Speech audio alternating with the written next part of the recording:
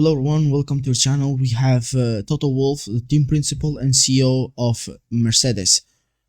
Please don't forget to like this video. Here he is. Hello. We were hoping to see you. Thank you for joining us, Toto. No problem. What's the mood like in the team? Obviously, difficult weekend in Austin. A very hectic, difficult day yesterday as well, but today seems better. What are your thoughts? Well, we had a few big shunts in the garage over the last few races, and the mechanics have done an incredible job, overnighters. And the chassis yesterday was damaged. We can repair it, but it's not going to run here. And the mood is up and down. We've quickest in some of the sessions, then suddenly you're half a second behind, like now, so it's difficult to read.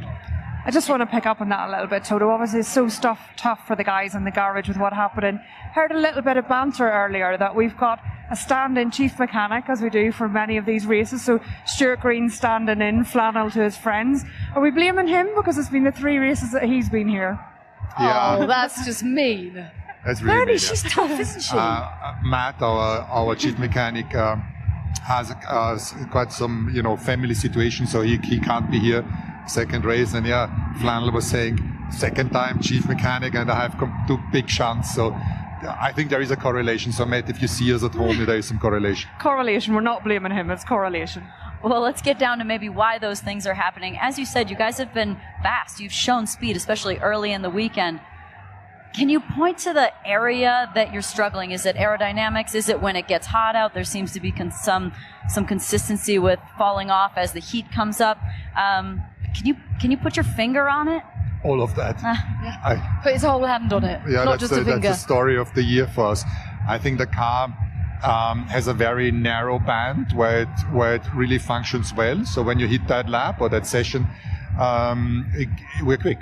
And you've seen that when it was cold in the pre-summer high-speed track like Silverstone and Spa, we were the quickest.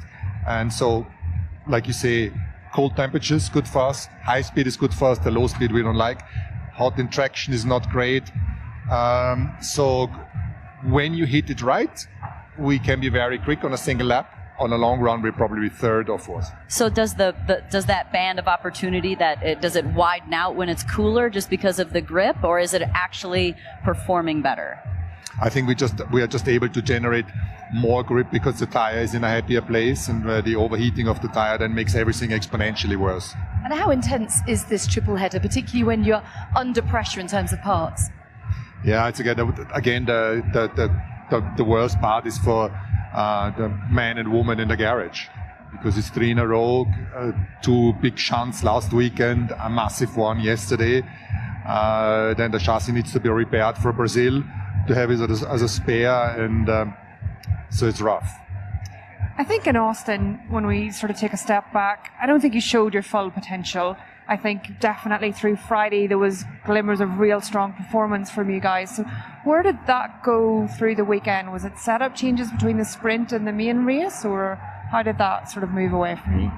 Yeah, it was on the Friday sprint qualifying before Lewis hit the yellow with Colapinto. We were 4 tenths up. That's I guess what you mean. By far the quickest team, and then on Saturday we had no more performance. So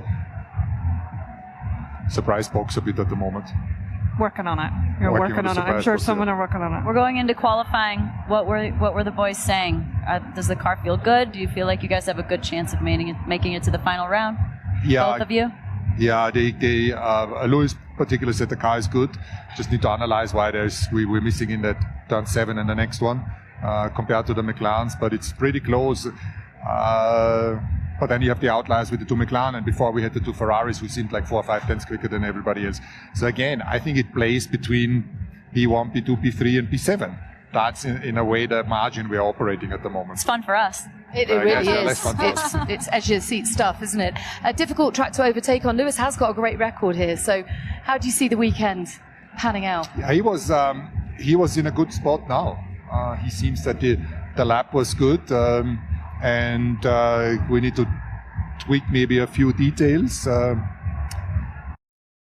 that make it more challenging when the driver's feedback is it all feels pretty good? I don't know. There's not a standout corner where the time is. No, I think how I translate that from driver language is that the car is well balanced. it has a good ride, and therefore they're capable of pushing it more. It's just that we always have one team that stands out in each of the sessions. It wasn't us since the summer, so we're always a little bit on the receiving end. How did they feel being able to push it? As you said, that band gets narrow, and as the heat comes up, it gets even more narrow and more difficult. And we've seen how hard it is for cars if they don't have the compliance as Red Bull did. And as soon as you start pushing, especially here in Mexico City, it is easy to make mistakes. Did they feel like they could really push that little bit more? Yeah, I think more today than yesterday.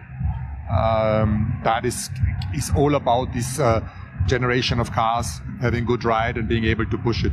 Well, at least that's the right way round, unlike Austin. So hopefully the trajectory is a positive one throughout the weekend. Yeah, you know that it's like a share price. The direction needs to be upwards, but there is oscillations. Okay. Good stuff. Good Listen, we analogy. wish you all the best, and thank you very much for your time. Go Thank well.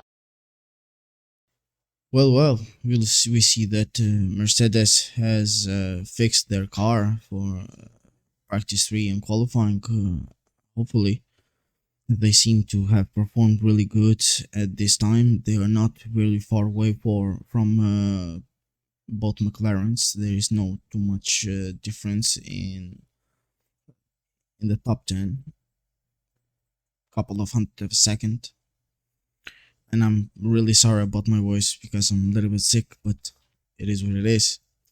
As I was saying, Toto has just explained that they have adjusted the car and for the track. They had done their homework last night, and they did everything they can to make the car be more balanced and run more faster and take the corners in a much more safer way, and avoid the collisions and the 360s, say it like that.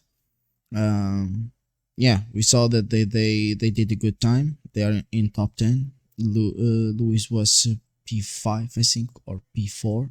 I'm not sure about it. I didn't follow up too much of the practice, but every team is on the mix, let's say like that. Every team is on the mix, and it's unpredictable to say who's going to be on pole position tonight or today in Mexico.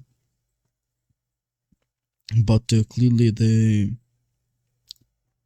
Mercedes are back, let's say like that, with the times that they have set in this particular track, because it's really hard track, low grip, high temperatures, low oxygen, and the altitude is very high, so it makes it really hard for the drivers to drive comfortably, let's say like that. But either way, they need to stand strong and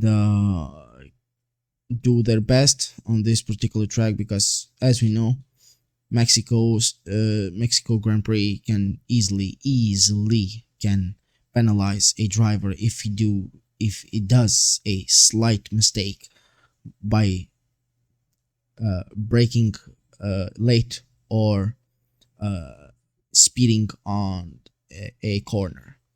We'll just have to wait and see what's going to happen in the qualifying. I'm very eagerly waiting to see who's going to be in pole position on qualifying, and whoever is in front of the race and does the best pit stop strategy and tire management, as always, is going to be the winner of this Grand Prix, and it's really unpredictable. Either way, thank you everyone for watching this video with us. Please don't forget to like and subscribe our video and our channel also. If you have something to add up, comment down below, and we'll see you in the next one.